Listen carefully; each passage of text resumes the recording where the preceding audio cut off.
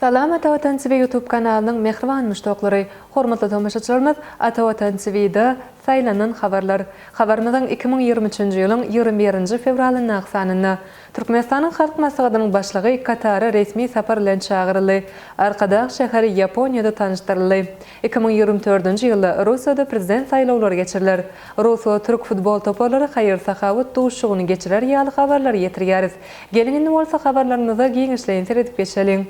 Türkmenistanyň halk maslahatynyň başlygy Katara resmi sapar bilen çağıryldy. Paýtagtymyzda maslahat köşkünde Türkmen halkynyň milli lideri, Türkmenistanyň halk maslahatynyň başlygy Gurbanguly Berdimuhammedow ýurdumyza sapar bilen gelen Katar dowlatynyň şeýhler maşgalasynyň agzasy Şeyh Faysal bin Nasser bin Hamad Al Thani bilen duşuk geçirdi. Sohbatdaşyň dowamynda Türkmen halkynyň milli lideri, Türkmenistanyň halk maslahatynyň başlygy öz adyndan we hormatly prezidentimiziň adyndan 2022-nji ýylda Katarda futbol boýunça dünýä çempionatynyň ýokary guramaçylyk derejesine geçirilme bilen gutlady. Hemde bu sport bayramçylygynyň guramaçylykly geçirilmeginiň tutuş islam dünýäsi üçin ähmiýetli bolandygyny bellädi. Şeyh Faysal bin Nasser bin Hamad Al Thani gutluglar üçin tüýsürekden hoşallyk bildirip, Türkmenistan prezidenti Serdar Berdimuhammedowyň dünýä çempionatynyň geçirilýän döwründe Doha şäherine saparynyň hemde oýunlaryň birine baryp görmeginiň Katar dowlatyny bildirilýän belend hormatyň nişany hökümine kabul edilendigini aýtdy. Şeýlede munyň öz iki taraplaryň hyzmatdaşlygyň şol sany sport ulgamyna gatnaşyklaryň mundan meýlekde iççeňleşdirilmegine uly terg berdi. Duşuň dowamly energetika ulag we kommunikasiýa senagat obugyjylygy, ýokary tehnologiýalar ýaly ugurlarda Türkmen Katar hyzmatdaşlygynyň ösürilýändigi belenildi. Aýratyna maý goýum uruw boýunça hyzmatdaşlygy hasy ösürmek üçin täze mümkinçilikleriň açylýandygy belenildi. Ýalňyç energetika toplumy hyzmatdaşlygynyň geljegi has uly ugurlarynyň hataryny kesýetlenildi. Şeýlede medeni insan-perwer ulgamyň dep bolan dostlukly döwrü tarih gatnaşyklaryň aýrylmaz böle bolup durýanyny taýdy. Şeyh Faysal bin Nasser bin Hamad Al Thani Türkmen halkynyň milli lideri Gurbanguly Berdimuhammedow öz üçin islenlik amatly wagtda Katar dowlatyny gelip görmäge çağırdy. Türkmen halkynyň milli lideri Türkmenistanyň halk maslahatynyň başlygy çakylyk üçin minnetdarlyk bildirdi. Saparyň möhletleri diplomatik ýollar arkaly ilalaşlar. Oňyn ýagdaýda geçen duşuň ahyryna iki ýurdun awadançylygynyň beýikligine laýyk gelýän Türkmen Katar hyzmatdaşlygynyň mundan meýlekde üstünlikli ösüljekdigini anam bildirdi.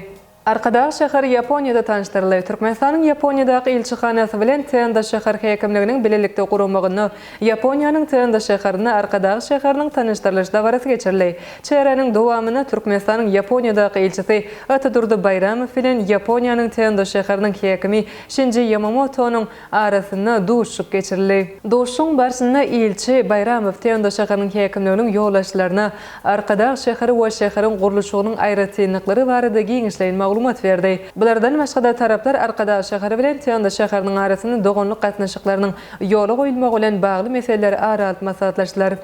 2024-nji ýylda Russiýada prezident saýlawlary geçiriler. Şu güni Russiýa Federasiýasynyň prezidenti Vladimir Putin federal geňeşiniň wekillerine ýüzlenme bilen ýüzlendi. Vladimir Putin şol ýüzlenmesinde 2024-nji ýylda ýurtda geçiriljek prezident saýlawlary barada belläk geçdi. Rus medeniýetinden habarlara görä Vladimir Putin 2024-nji ýyldaky prezident saýlawlarynyň kanunçylygy we demokratik ýöreleri berk erme arkaly geçiriljekdigini ma'lum etdi. Şu ýylyň sentýabr aýyna ýurdun häkimetiniň ýerli we sowet organlarynyň saýlawlary we 2024-nji prezident saýlawlary kanunçylygy we ähli demokratik konstitusiýon ýöreleri berk ermek arkaly geçiriljekdigini bellemek isleýärdi Vladimir Putin belledi. Onuň aýtmagyna görä saýlawlar durmuş we ykdysady wezipeler çözmek üçin hemişe dürli çemeleşmeler bolmagyna galya. Vladimir Putin özüniň ýüzlenmesinde ýurdun ykdysadyety barada durup geçip, şu ýylyň ahyryna çenli 150 million tonnadan gowrak bolan buğdoy hasylynyň 55-60 million tonnasyny eksport etmek mümkinçiligine seredilýändigini belledi. Russiýa türk futbol toparlary haýyr sahawat duşugyny geçirer. Russiýanyň milli çempionatynyň düzümine çykyş edýän Zenit topary bilen Türkiýanyň Fenerbahçe toparlarynyň arasyna ýollaşlyk duşugy geçiriler. Şu ýylyň 23-nji martyna geçirilmegi gözüňde tutulýan bu ýollaşlyk hemde haýyr sahawat duşugynyň girdejileri Türkiýede bolup geçen göçli ýer titreme zerarly ejir çekenleriň zerurlyklaryna gönükdirler. Bu barada Rus toparynyň baş direktory Aleksandr Medvedew habar berdi.